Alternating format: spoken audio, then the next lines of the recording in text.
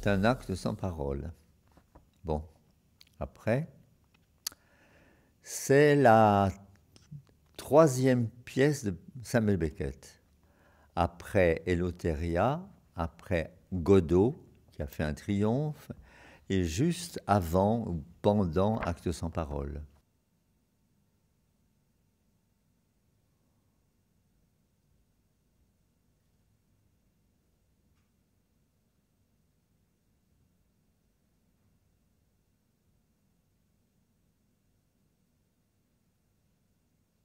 Et donc, elle est sans parole. Elle est sans parole parce qu'elle a été écrite pour un danseur qui est mort l'année dernière, juste il y a un an, qui a créé cette pièce. Mais non seulement il l'a créée, mais c'est lui qui a convaincu Beckett d'écrire quelque chose pour lui.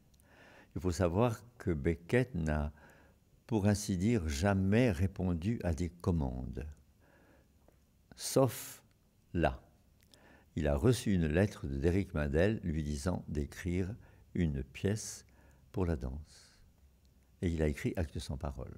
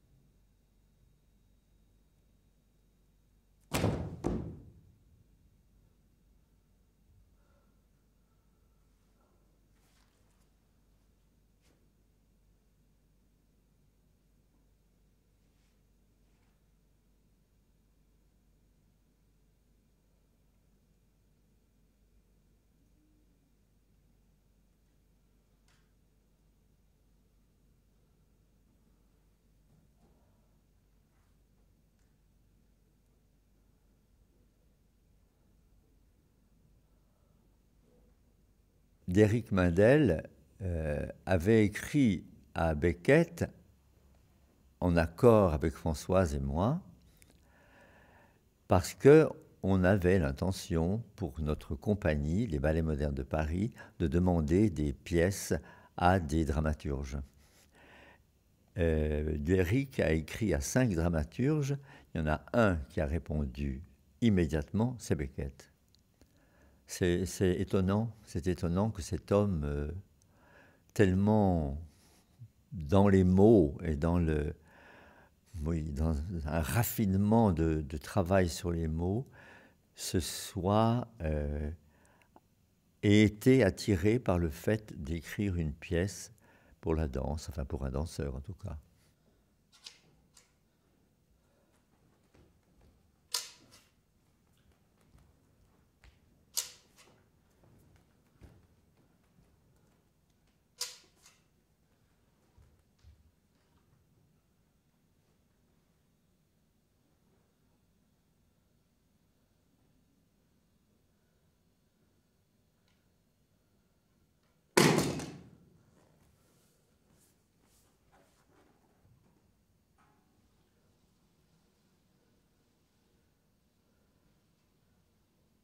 J'ai vu que c'était une belle chose à monter, mais à l'époque, c'était surtout pour moi une belle chose à interpréter.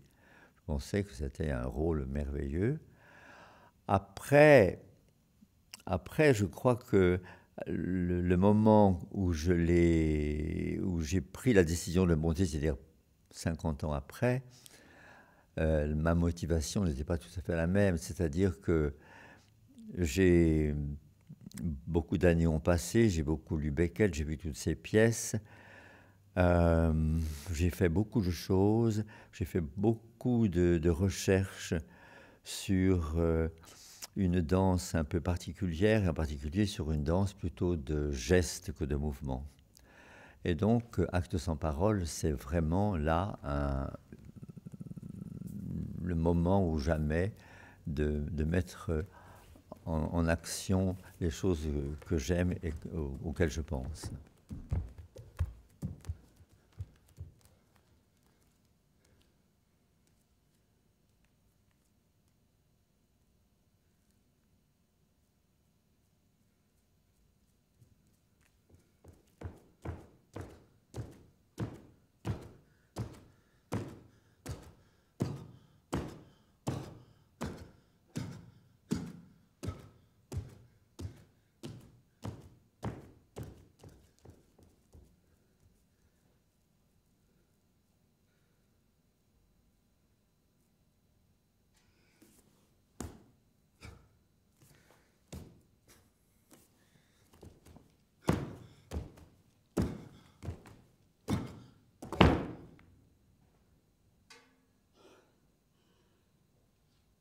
Ma première idée, ça a été de faire une version, une seule version, pour un circassien.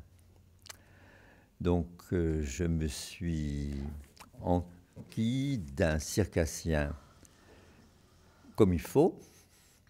On m'a présenté Cyriaque à Rivel et j'ai tout de suite été convaincu par sa présence, son physique et puis son discours, enfin bref.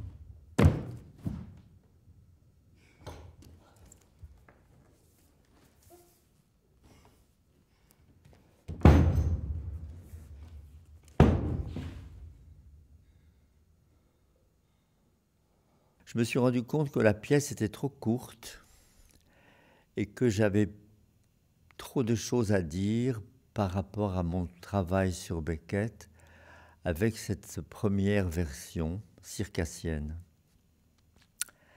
Entre-temps, j'avais engagé Wu Zeng comme assistant.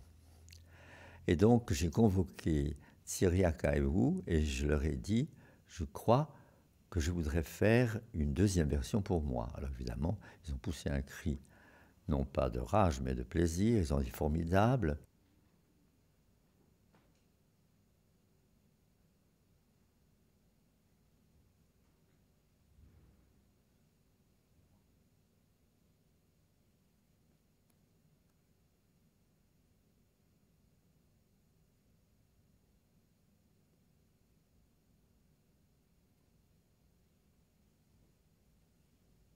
Toutes les pièces de Beckett sont à rebondissement, c'est-à-dire, par exemple, Oh les beaux jours, le deuxième acte, c'est la reprise du premier acte, sans rien de nouveau.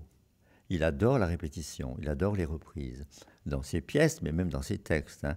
Il recommence, il redit, il redit, il redit, jusqu'à épuisement de ce qu'il dit. Donc, ça m'a beaucoup poussé à cette idée de faire deux versions. Je m'en suis ouvert à des Beckettiens high level qui m'ont dit « Mais Dominique, vous êtes en plein dans le mille ». Ils m'ont beaucoup poussé à le faire. Et donc j'ai fait les deux versions.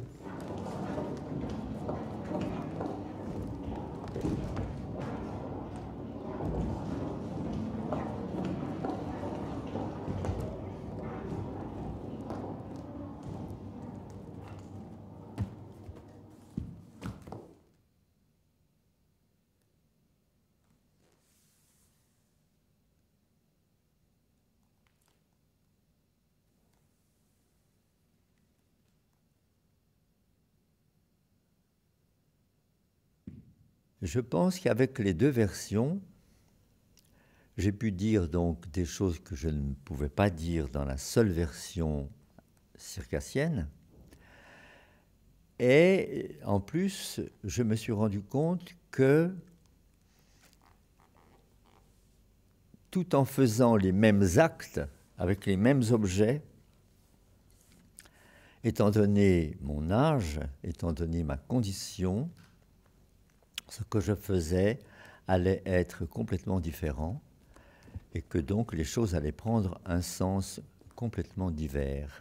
Et je pense que c'est ça qui ressort des deux versions, c'est qu'elles ne se contradisent pas, mais elles sont complémentaires d'une certaine façon parce que elles ne se marchent pas sur les pieds. Il n'y a pas de concurrence. Bon, il ne peut pas y en avoir de toute façon. Cyriaque a un demi-siècle de moins que moi. Il n'est donc pas question que je fasse ce qu'il fait. Et pas question non plus qu'il fasse ce que je fais moi. Donc c'est très différent, mais à propos des mêmes actes. C'est-à-dire essayer d'atteindre cette bouteille, monter sur des cubes pour l'atteindre, avoir un fil pour faire un lasso, etc.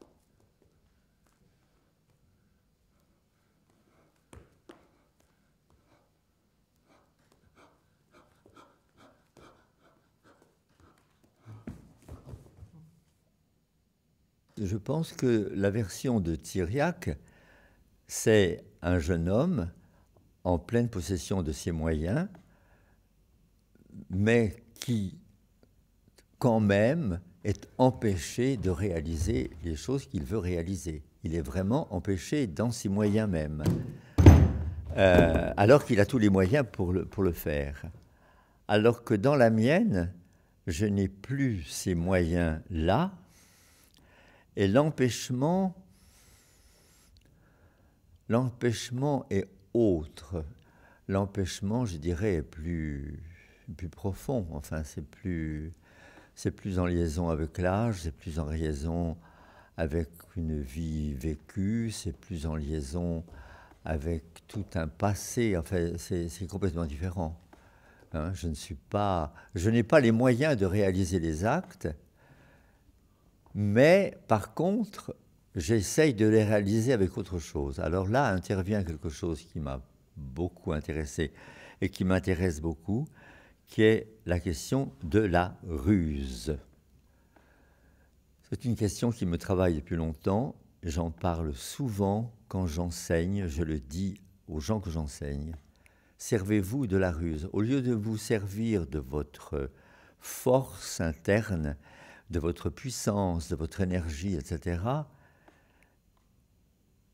faites un peu d'économie là-dessus et essayez de voir comment vous pouvez tourner les problèmes, non pas pour les déformer, mais pour les réaliser avec un peu plus d'esprit.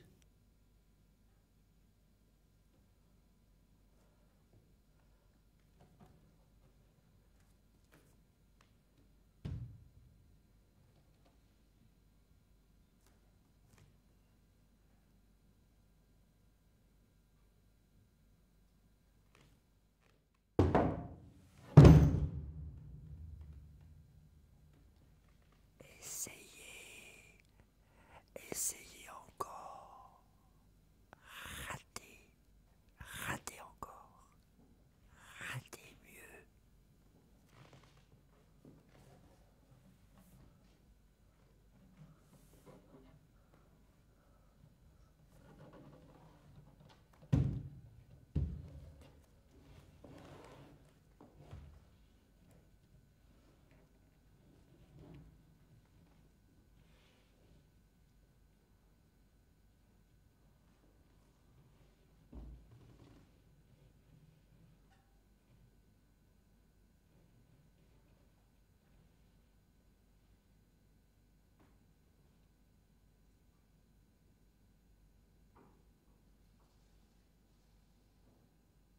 je me suis appliqué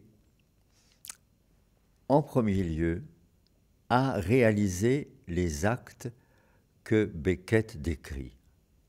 Il les décrit avec une sûreté absolument extraordinaire. Il y en a certains qui reviennent, 14 fois, tomber, se relever, s'épousseter, bon, par exemple, mais il y a dans la pièce 50 verbes d'action. Il n'y a que des verbes d'action.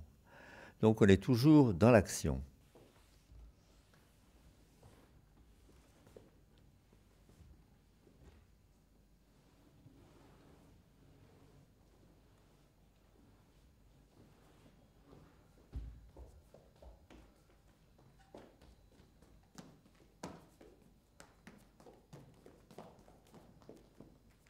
C'est ça qui m'a intéressé en premier lieu, et puis en plus, ces actions se font avec des objets, avec le concours d'objets.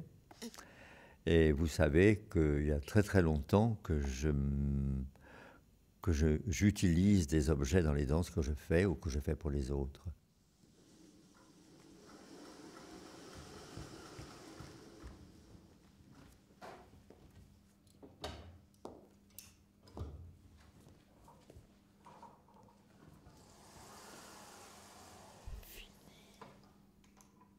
C'est fini. Ça va finir. Ça va peut-être finir.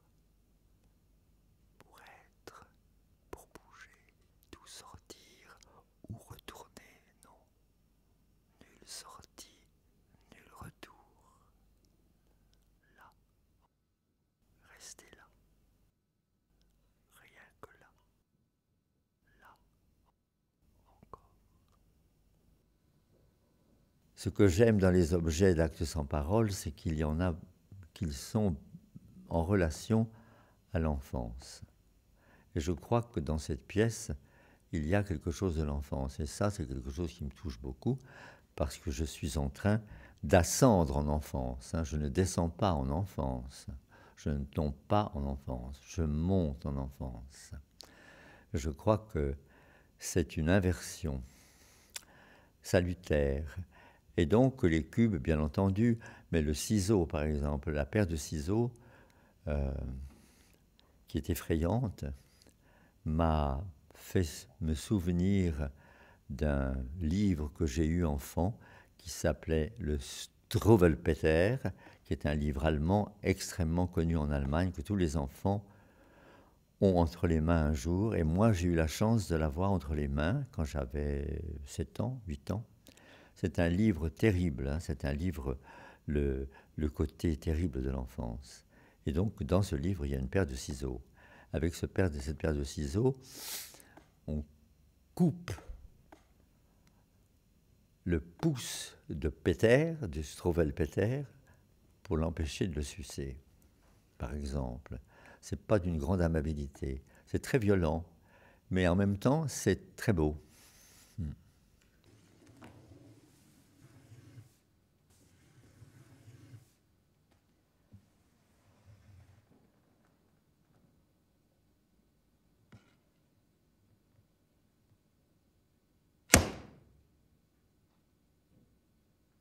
Dans Malguepi, je vais essayer d'empirer.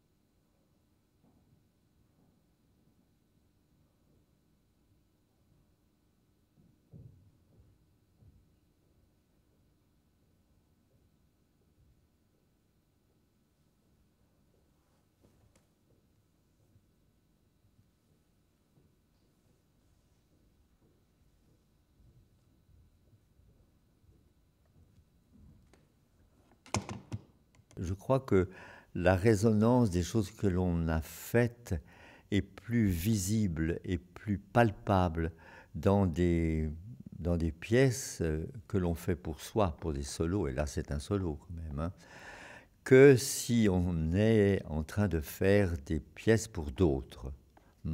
Bon, si on fait des pièces pour d'autres, l'expérience que l'on a transparaît et puis on en fait la passation.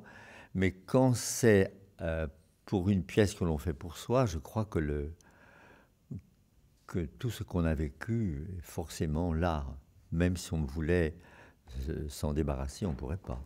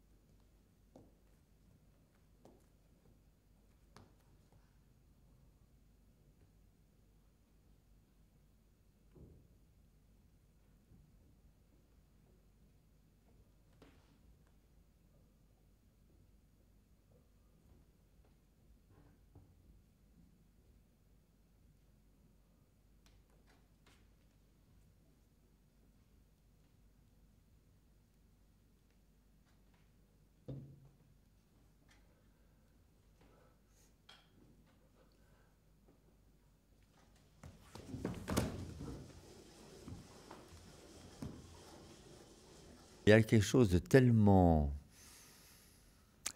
concret, de tellement fort dans ce qu'il dit, et il y a une telle résistance peut-être à l'absurde que ça n'est plus absurde. Vous voyez ce que je veux dire?